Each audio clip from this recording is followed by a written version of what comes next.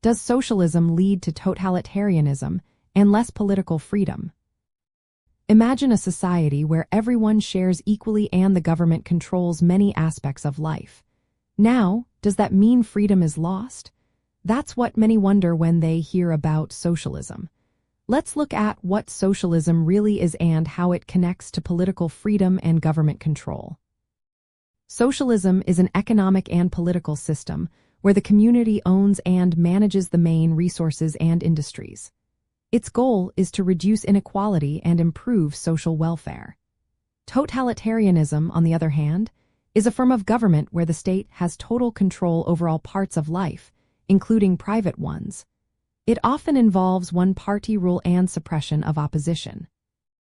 Some critics say socialism can lead to totalitarianism because it requires a strong central authority to run the economy and society. This concentration of power might push governments to limit individual freedoms and silence dissent. But many socialists argue that this is not a problem with socialism itself.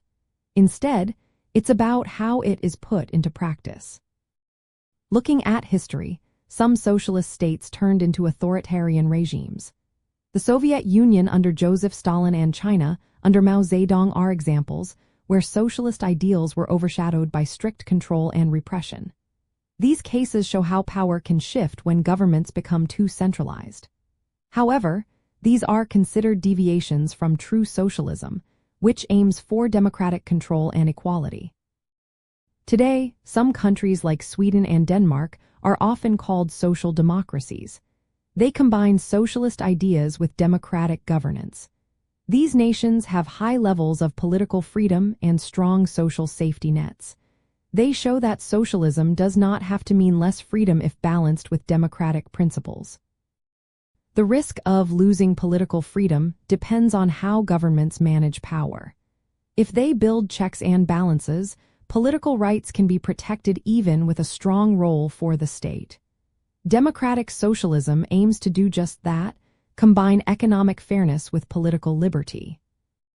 From a socialist point of view, the goal is to create a fairer society where everyone has access to basic needs and opportunities. While some implementations have led to authoritarian regimes, many socialists believe that democracy and economic equality can go hand in hand. So, does socialism lead to totalitarianism and less political freedom? Not necessarily. It depends on how it is practiced. When democratic institutions are strong and power is checked, socialism can coexist with political freedom. But if power is unchecked, there is a risk that freedoms could be limited. The key is balancing government involvement with individual rights.